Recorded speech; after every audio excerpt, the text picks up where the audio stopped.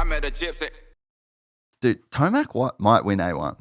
Oh, dude, I mean, think 2 years ago. 23? Is that the one where is the one where he fell on the top of the table?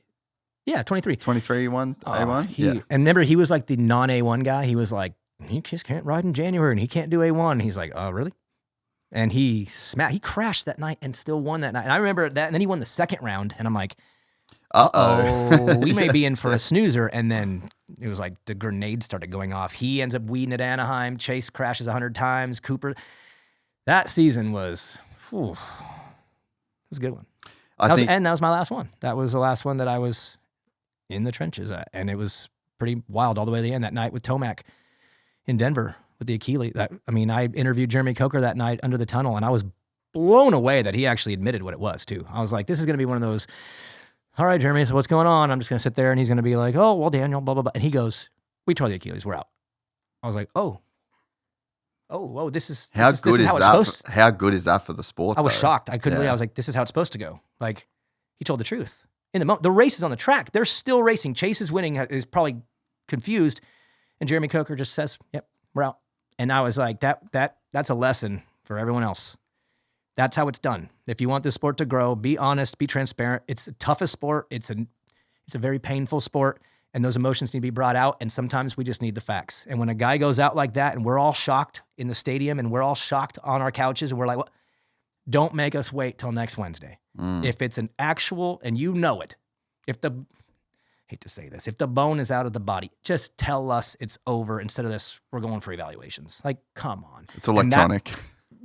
And that is a prime example of how to do it. And I just remember that night being like jaw on the floor because he was honest. And they're not usually. Dude, I was like hurt by that, eh? That fully hurt my soul, dude. Weirdest feeling.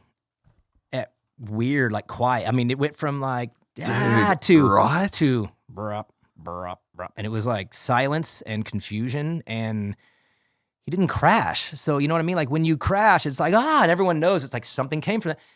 He overjumped a jump by a couple feet and then pulled off. Like people are like, what is going on? Like, and he's winning the championship and it's in Denver. It was the most confusing night ever. Yeah, hometown. I was in Dubai alone. I was just in my apartment in Dubai. And I ended up making a video because I just like had to talk about it. I was just like, what happened? Yeah, what? What did we just, that's not fair. That's not cool. That's not how this is supposed, that's Eli Tomac. That guy's a hero. Well, that's not cool. Probably extended his career by 3 years. I was just going to ask you, if he wins that championship, chance, I think he's out. No chance. Because I remember Dungey, when Dungey beat Eli in Dungey's last year. Yep. And Eli was a beast. Dude. Good God. New York ruined that championship. Dude, that was the weirdest night of all time. I remember Dungey in the post-race press conference, and I got good at reading these guys. You could, when you're on the podium with them all the time and you're at press conferences, I was always at the press conference just looking down at them and like reading them. Dungey looked like relieved that I will never have to deal with that again. Like that's the pressure of this next guy. To me, he felt over it. And Eli, I believe, wasn't feeling that all the way, but I also think that in reality, he knew that, man, Chase is getting good. And then that Jet kid he's good too. This is getting tougher. And I could see him right then being like, that's enough. And he was old enough to. He won a lot, dude. He won all those outdoor titles. Now he would have had 3 indoor titles. Dude, he's gone. But he's not. He's here. And I do think it's because of that night. 100%. And he seems weirdly motivated right now too. Like what are you after, bro? Like you've won everything that there is to win. You've done it a lot of ways. You're the oldest to ever win. Like what are you chasing? And I don't know what he's chasing or who he's chasing, but to me, he seems pretty oddly determined right now. I learned a lot this year by watching Danny Rick go through what he went through, right? Mm-hmm. So, and I've literally said this to Jet, like we're talking before. Like this was another thing I said to him after the thing. I was like, bro, Danny Rick has made more money than you and Hunter will make combined. And you are both going to make a lot of money. Yeah, you're both doing great. And he is fighting tooth and nail to keep his seat at AlphaTauri. He wants to be in a Formula One car. Mm-hmm. He can do anything. He could be in Hollywood movies. He could be in TV shows. He could do nothing at all. He could live on his farm for the rest. He is fine, and he is trying to race. What does that tell you? And to me, that told me that there's a point in your life where you go, this is actually just going to end, and I'll never do this again. And if you can get your head in the right place with that, I think it makes you just want to kind of keep going, because you know that life is long. Yeah. You've made enough money. You're never going to have to do anything again. So you can just do the thing that you want to do for the right reasons.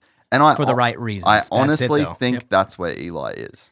I think Eli's got, I'm actually just like, this is just going to end. Yeah. And when it ends, I'm going to be kind of searching for shit to do. So like, why let it end? Yeah. Coop's probably in the same boat. I mean, Coop's made a bunch of money. He's like got a cool family and he can go do his thing. Like all these guys, I just think they've got to this point in their life where they're like, this is great. Like this is actually a really cool, challenging, motivating, fun thing. I get to ride a dirt bike. It's like the attitude switches from I have to do this to I get to do this. Mm-hmm. And there's just like an appreciation for this thing that you can do. Do you think, because I do think pressure wears on you? For sure. So I think it does. And I remember the Villapoto years. Don't win 4 in a row. Yeah, don't win 4 in a row because you're defending so much. And eventually you're like, I'm rich. I don't have to be defending this anymore. And so I feel like for a lot of riders, the expectation and the pressure of having to is what makes them think of the exit. But if you're Eli and you're Coop right now and you're like, you know what? This sport has decided that Jet Lawrence is the man right now and that Chase Sexton is the man and that I'm the old guy sticking around. I don't really have all that same pressure anymore to win. It's all internal now. It's not external at all. It's just purely internal. And when you can get rid of the external pressure, look around at your life and go, man, I'm rich. I've succeeded a lot. I'm pretty dang good. And the only pressure internally is because I want this. Oh, that's a dangerous racer right there. So does it pan out? We're talking about a guy in his 30s still. That's a reality. I mean, if it pans out for half I want to see him near at his best just to inject that into this series. And I think we're going to get it. I think he's really hungry. And I don't think it's like something he's chasing. Something internally is driving him still to do this. And I want to see what he does with that. I'm excited. Dude, I sat in the stands at Charlotte, right? My brother was there. Dude, like, I was too. just like, I was with all my boys. I was a fan. Yeah. And we sat up in the stand. And when Eli come past, that fucking 450 just screaming. And the crowd, every single lap, that first moto when he was beating Jet, I'd be doing it just for that. Dude. Like, fuck the results. Like, just those moments. The feel what the crowd was like pushing towards that guy. Like, the reverence that we all had. And like, I'm in the crowd. I've been to a fucking million supercross races. And me and my brother are just in the crowd. Oh! And we were just losing our shit because we were watching Eli Tomac fucking ripping. But like, take my money. Yeah, but the cool part is you're not an Eli Tomac fan with a number 3 jersey. That's not what you were there for. You're a fan of the sport. I'm a fan of the sport. And I like moments. And I like things to talk about. And Eli's absolute smash job that first moto was like, that's good for the sport, man. All I could think about was no matter who wins or loses, sometimes the right guy on the right day does something and it's big for the sport. And I think the whole sport that day was like, Eli's my guy today. At least today, Eli is my guy. Yeah. Who wouldn't, other than maybe like the diehard Jet fan or the diehard Jason Anderson, the diehards. But outside of that, everybody was Eli that day. Oh, it was dude. So sick. And you're right, it was so loud, dude. He's just... And Jet's behind him, just like... purring behind him. But, dude, Eli does make... Eli's just riding a dragon, dude. It was the best. If you enjoyed this content, please like and subscribe. And to listen to the full 3-hour podcast, search Gypsy Tales in your favorite podcast platform or click the link in the description below. Gypsy Gang.